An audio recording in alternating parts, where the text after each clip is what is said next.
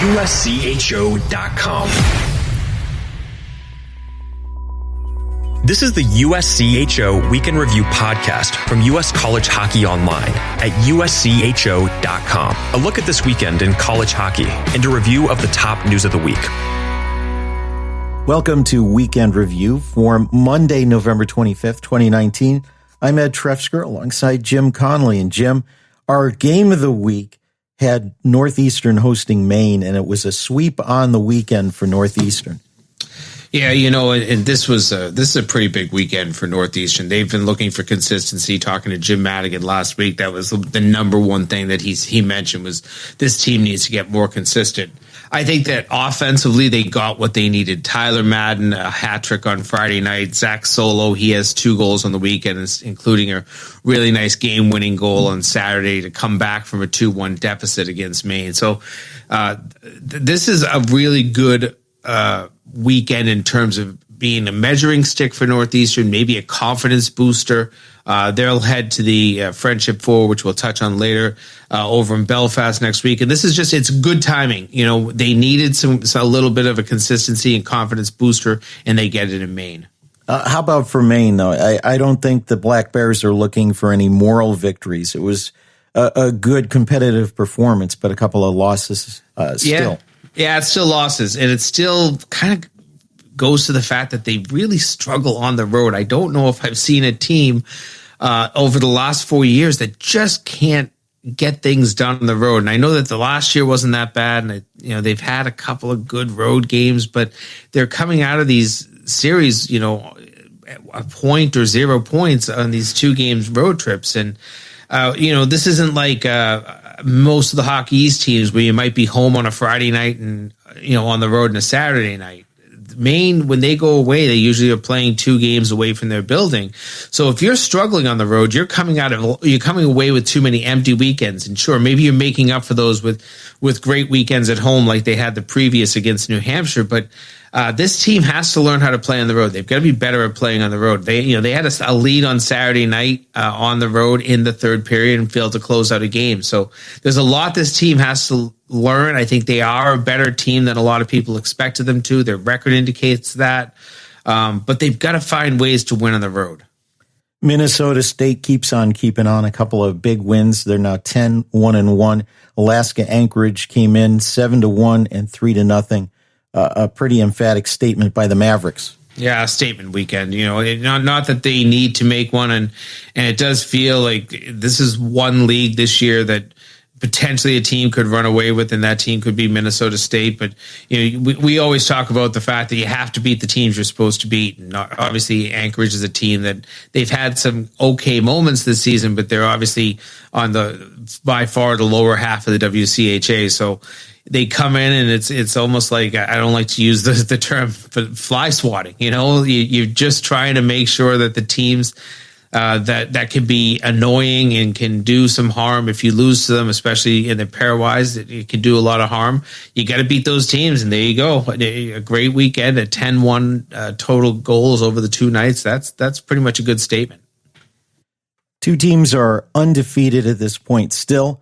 Cornell and Harvard. Harvard at 6-0 had 1 win on the weekend, 6-3 on the road at Rensselaer. But Cornell at home, a 2-1 win over Quinnipiac.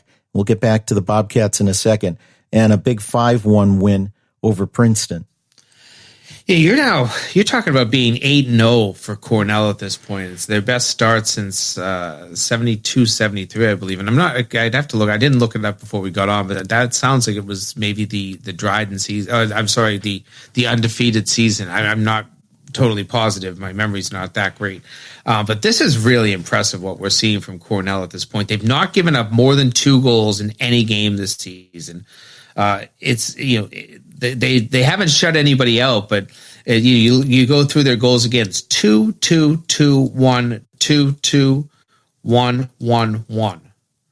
That first 2 was an exhibition game, by the way. So every game, 1 or 2 goals against. That's impressive. And to know that you had 2 teams, Quinnipiac and Princeton. Obviously, Quinnipiac, some higher expectations. They had a good start to the year. Princeton, I think, came in with very high expectations.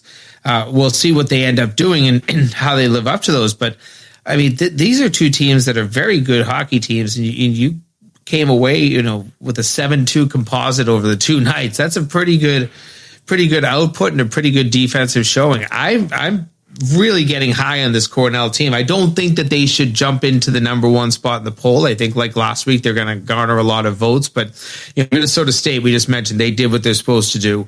They, beat as good of an opponent as they could. That's who they were playing, and they crushed them. So they made kind of a statement. They should keep number one, but this is an unbelievable start here by Cornell. We mentioned Quinnipiac, the Bobcats 6-6-1 overall, 2-3-1 in the ECAC.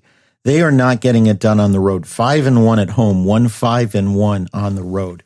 And that's not very characteristic for Rand Pecknall teams. His teams have always played well away from home. They played well almost anywhere. That's just a reality. But they're not consistent. I mentioned that with Northeastern. Consistency is what coaches look for, and he's not getting the consistent effort night in, night out from his club right now, and that's an issue. But the season is still relatively young. There's plenty of time to make up for that, but you want to correct any mistakes, any really holes in your game. And if one is just the mental part of playing on the road, it's something that has to be corrected as well.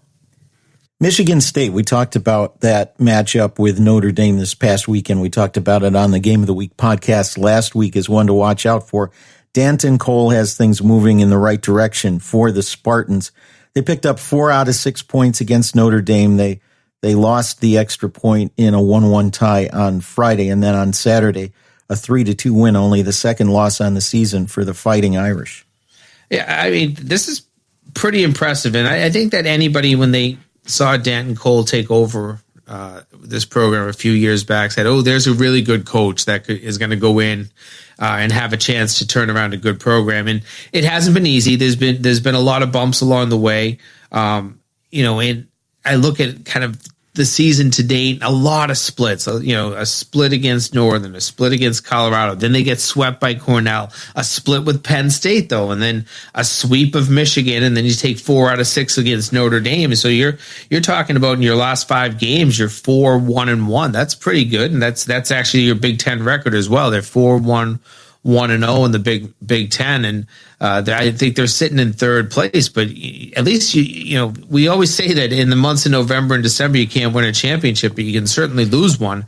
And this is a team that I don't think anybody had any expectations for this year, and they're playing very well. And this is what I think everybody hoped for from Danton Cole's team. And you look at some of their defensive efforts. They only gave up 3 goals this weekend against Notre Dame. They had a shutout against Michigan in the game before that. They had shut out Penn State 3 weekends ago.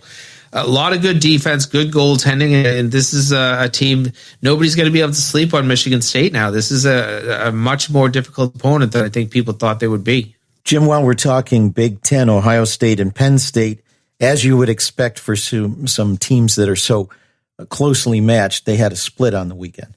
Yeah, they did, and I guess the thing that stands out about that is that a night after losing on the road, Ohio State can come back and earn the split, and that's a good sign for Steve Rollick and his crew. But I like both of these teams. To see them split a weekend series, it doesn't surprise me.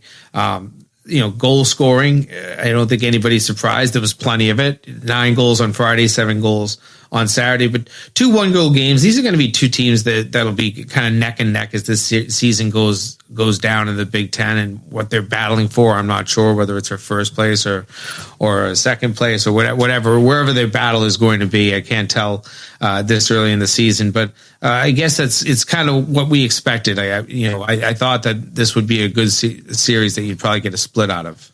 It's really hard in any conference, top to bottom, not to split at least some points on the weekend. So that's kind of going to be the path through all the conferences as we go forward. Anybody who can get a couple of weekend sweeps or maybe 5 out of 6 points in leagues with 3 points for wins, they're going to be the ones who start to inch up the standings. But as we see now, as we start to look at the records of even all but the very few elite top teams, they're starting to converge to just a little bit above 500 for the teams that are ranked. So it's not surprising. Everybody we've talked about it for years, about parity till we're almost blue in the face, but it just becomes more and more realistic and more the reality of college hockey every season. It's difficult. Any coach will tell you, and especially when you have to play the same opponent on back-to-back nights, it's hard to win twice. So those splits become common. That might not be the right word, but it's kind of happenstance. It's what you just have to come to expect. If any coach will tell you that if you're going to go into a weekend and expect a sweep, you're probably going to be disappointed. But if you can hope to get one and you get 3 out of 4 or whatever, it's 5 out of 6 in some of these conferences, point wise, even 4 out of 6 in terms of what Michigan State did this weekend against Notre Dame, that's a lot of positive. There's a lot to take out of that is good, because getting these anytime, if you start sweeping, if teams go on, like you're looking at Cornell right now and they've played a number of ECAC games, they're really positioning themselves well in the standings. It's hard to be caught. It's my old expression. You can never take away wins once they've happened. Once you've put those points up in the standings, and nobody wants to be chasing. You'd much rather be the front runner being chased, but you put those points up early, it just makes it so much more difficult. And you make a good point about the weekend if you're playing the same team twice. If you win on Friday night, there's not a lot you're going to want to change unless you just squeak things out. Meanwhile, the team that lost, that's a time to make some adjustments. And it's also a chance to be a little bit riled up and a little bit angry about the loss the night before. It's really tough, especially that first 20 minutes on Saturday night. If you're the team that won on Friday, you got to watch out for an onslaught. Yes, it's what you need. It's a sense of urgency that you kind of have to expect when you lose on Friday night. If you don't have that urgency on Saturday, it's going to be a long season. Those are the teams that don't respond well to a loss, the teams that don't seem to have the urgency on Saturday night, if it's a 2-game series. Those are the teams that usually end up at the bottom of the standings. Well, it was urgency for Denver on Saturday night. We'll talk about that. North Dakota keeps its winning ways going. A disaster avoided by UMass. That's all coming up in just a moment when Weekend Review continues. This is the USCHO Weekend Review podcast from U.S. College Hockey Online.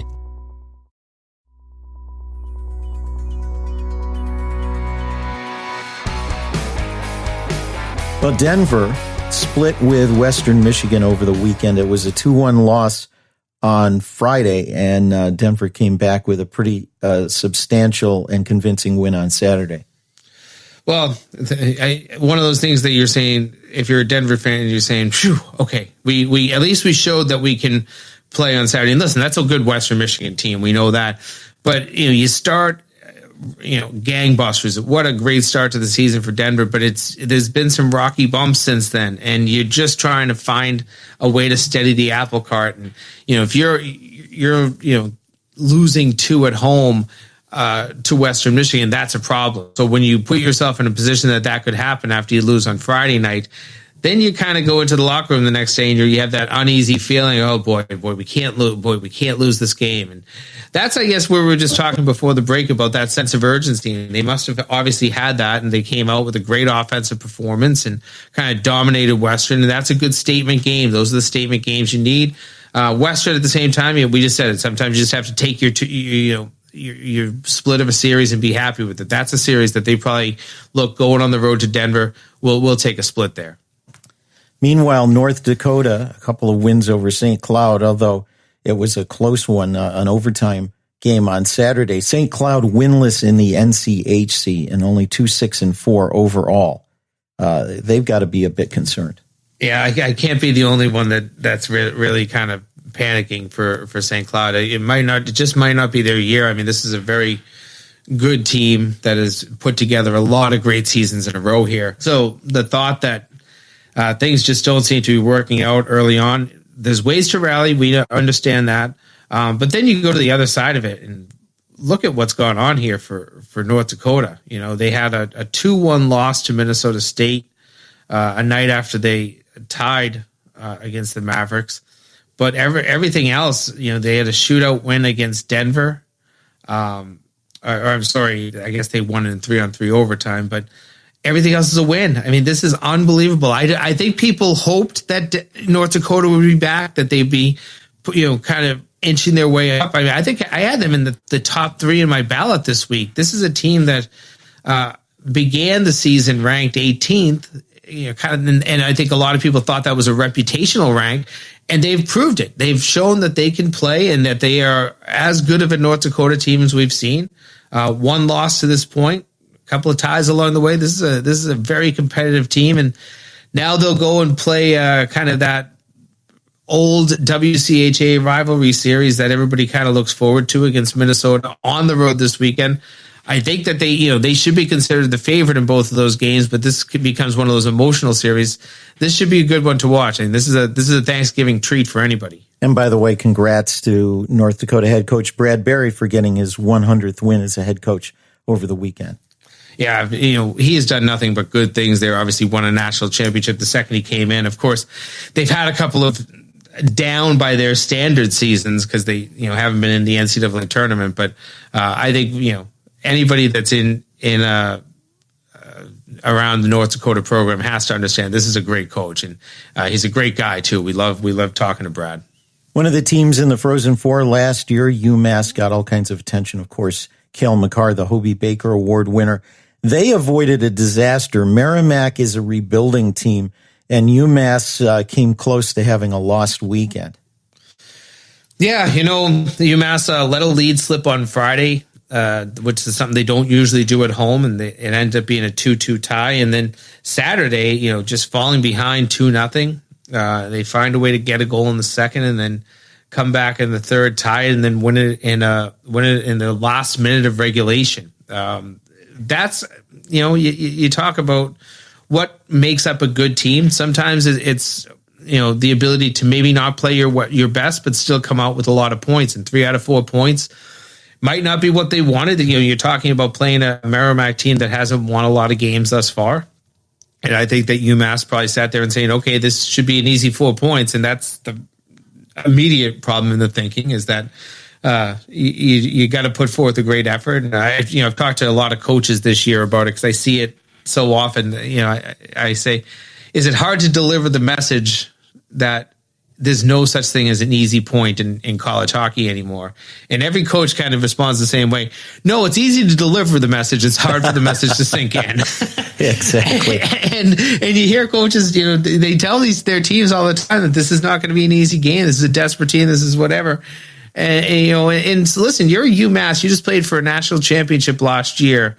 Not too many years ago, you and Merrimack were kind of on the same footing. So you're going into Merrimack right now and playing a game against a team that has had very little success this season. This become, when you're the team that almost won a national championship, that you become their Super Bowl, you become their Stanley Cup final for a couple of nights. And that's the threat when you're at the top. People want to knock you off, and UMass saw that this weekend. But clutch play, they were able to find a way to make sure that they came out of there with 3 out of 4 points. Speaking of Hockey East, don't normally think of Hockey East as being a goon league, but it seems like there were an awful lot of penalties and an awful lot of majors handed out last weekend in that conference. I haven't seen all the tape on all of them to know what, everything was a good call. I'm sure, I like the referees in that league, and I'm sure that they were good calls. I mean, but you had Boston University at one point. They had 2 men take 5-minute majors and game misconduct penalties within a minute of each other. Vermont had a 5-on-3 for over 4 minutes on Saturday. The game ended up at 3-3 tied. I think if Vermont had taken advantage of that, maybe pop a couple on that, that could have been a very different game. So, it did seem, I think that there were, I want to say like 6 or 7 majors called across Hockey East. It's not usually thought of as a kind of that goonish league, as you mentioned, Ed, but, who knows? Whatever it might be, sometimes emotions get the most of players. It was not a rivalry weekend either. It's not like you had, Boston College and Boston University playing, or Maine and New Hampshire, or Lowell and Merrimack. You didn't have your rivals playing last weekend to create some of those scenarios. But I don't know. It's one of those things that maybe it's an aberration, but it's something to watch for, because there was nothing handed down in terms of supplemental discipline that I've seen thus far from the league. So it could have just been a situation where dangerous hits lead to major penalties, and major penalties lead to game misconducts. Well, it was a rivalry weekend between Michigan Tech and Northern Michigan up in the UP. The Saturday game, Michigan Tech on the road, a 3-2 win in the last 2 seconds of that game. 56 penalty minutes handed out. 2 majors, 2 game misconducts, but just kind of a line brawl that there was some fan video out there of that was mildly entertaining if you like that sort of thing. But wow. Yeah, and again, those are the games that you can expect to see your big penalty numbers where something boils over, and they had played hard for 2 nights. They'd played 2 very close games, each team winning one. And I think that that's when the emotions kind of get there, and you never know what kind of a hit with 2 seconds left starts things. And then, looking at the penalties, a lot of roughings, face washing, face masking, whatever they were. Those were the 2 majors that were thrown in there. But a game that had 6 minutes of penalties throughout the night ends up with 62. So those are the types of games where I kind of expect a lot of crazy numbers of penalties, not just a regular Saturday night tilt between 2 teams that really have no animosity toward each other. Couple of quick news items. This one raised a few eyebrows on Thursday as University of Alabama Huntsville announced that it would withdraw from the WCHA at the end of next season. Now, there was some speculation, do they have another place to go? Are they going to align with the 7 that withdrew from the league earlier? Maybe there's not as much there as it might seem. Maybe they're just positioning themselves, as you found out. Yeah, I think that might be true. And I don't have this confirmed, but from what some people were telling me was that this was more preemptive, just to make sure that, if the WCHA is to be able to continue once the 7 that already announced that they're leave, in Alabama, Huntsville does not want to be part of that. You have to give some notice to the league to avoid certain penalties, financial penalties. That's just in part of the bylaws. So I think that this might have been preemptive. From what I understand is that they're still going to be talking with the WCHA and other teams about continuing this league, and Bill Robertson, their commissioner, has reached out to me and said that is something that's ongoing, is that they're still trying to find ways to get some teams. I don't know where exactly they're going to come from. Atlantic hockey seems to be a potential target for some teams. We've talked about St. Thomas as a team that potentially might increase their standing from Division 3 to Division 1. I don't know what would happen, but I think if anything, this might have just been more preemptive than some sort of a major announcement that they already have a home, because obviously at this point, Huntsville does not have a home. Speaking of St. Thomas, the news was already out before that they were getting booted from the MIAC, where they have been a part of that Minnesota Intercollegiate Athletic Conference for many years. A much bigger school than some of the others. They've been very successful in hockey, even more successful in football. And the interesting news that came out of that is they had been seeking a waiver to go directly from Division 3 to Division 1 without spending some time at Division 2.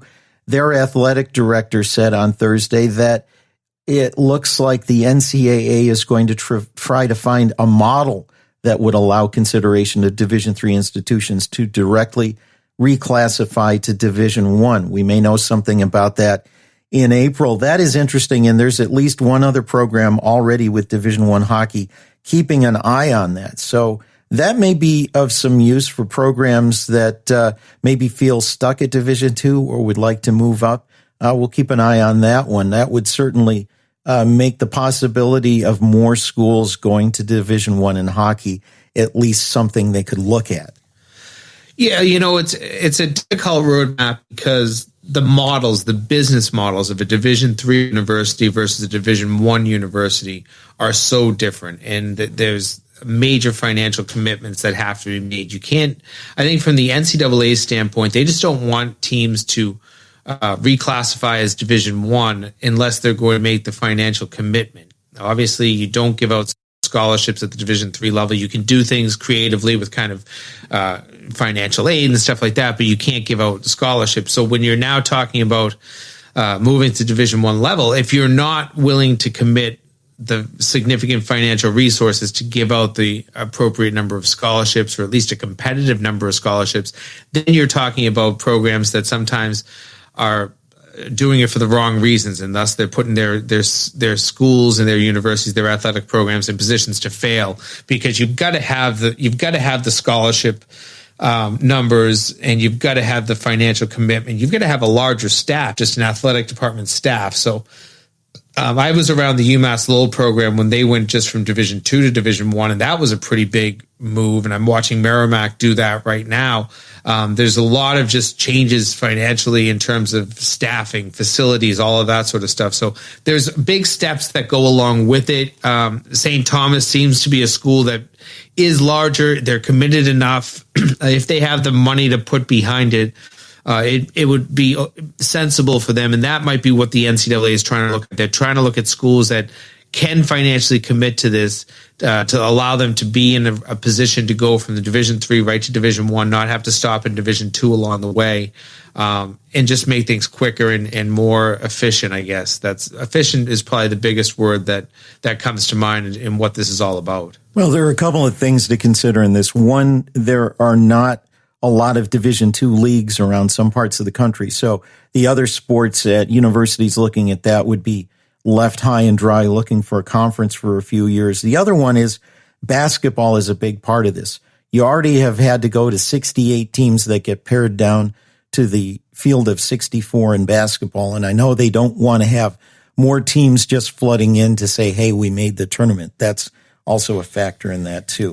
There is a danger in that, and you hear it's understandable. The television revenue from advancing once in an NCAA tournament is so significant it can fund athletic programs for an entire season. That's a reality. But you also don't need 550 teams trying to get into a field of 68 so that they can have the Cinderella hope of one win. That is where you're right. That's where things get a little bit crazy. You don't want to oversaturate a sport and have too many of these non-competitive opponents. We see it in football. I mean, what was the score of the Alabama game this weekend? Was 63-3 or something like that. And it was a 58.5 point spread that Alabama covered. Come on, this is the second to last weekend of the football season, and you have teams out there playing cupcakes because there's too many teams in college football. So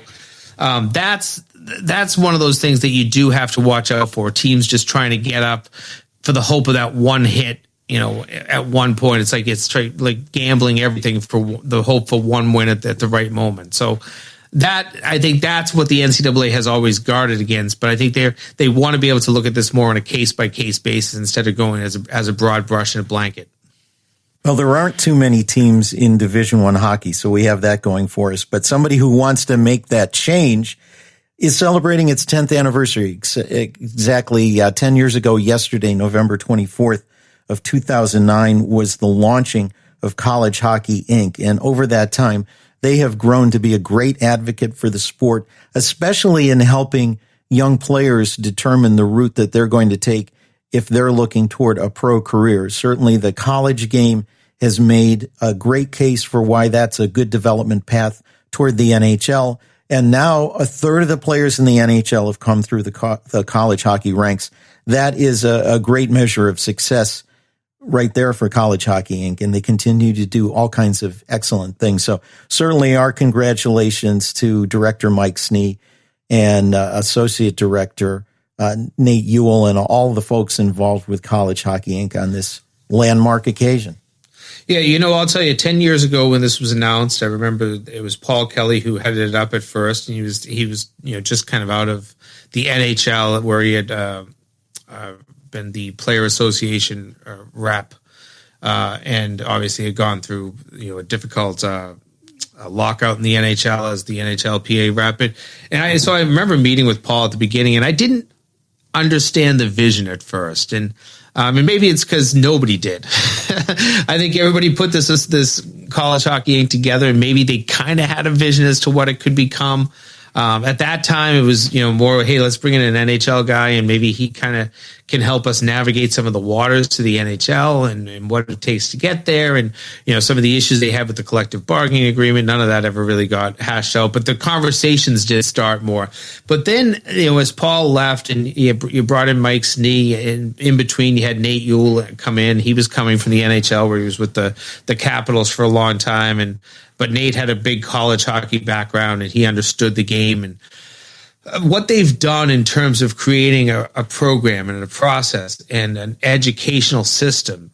It's almost like College Hockey Inc. feels like their own university to me, because they teach people how to get there. They teach people how to take the right step. They teach people how to maintain your eligibility. The NCAA, we know, can be tricky in terms of how you navigate the process of getting into a university and being recruited and all of that stuff. And that's changed in 10 years. The recruiting rules have changed and keep changing. And they've done a very good job of being the educators and making sure people understand not just how, but why. And why college? What is great about college hockey? And I really enjoy everything that they do. They are both very well versed. Actually, really everybody on their staff, but they're kind of the forward faces that we see the most. Mike and Nate, and they have taken the college game to a different place. And I know that the next place that they're hopefully going to be able to move it is more expansion. They were part of Penn State. They were part of Arizona State. They're working with Illinois. They're working with a lot of programs for potentially expanding this the game that we all love. And I think that they have positioned themselves so well in 10 years to not just help the game of college hockey, but to build it and grow it. And that's where we're almost there, where I feel like we're at a cusp that their fruits are starting to pay off, obviously in the NHL and the U.S. national programs, but even in some of the great Canadian players that have, chosen college over major junior, the fruits of their labor are paying off. So I look forward to seeing where they can go in 10 years from now and 10 years from that, because everything they've done to this point has been very productive. Well, we're going to wrap things here. This has been the USCHO Weekend Review Podcast. For Jim Connelly, I'm Ed Trefzger, and we'll catch you next time. This has been the USCHO Weekend Review Podcast, a production of U.S. College Hockey Online. Visit uscho.com/podcasts to listen or subscribe.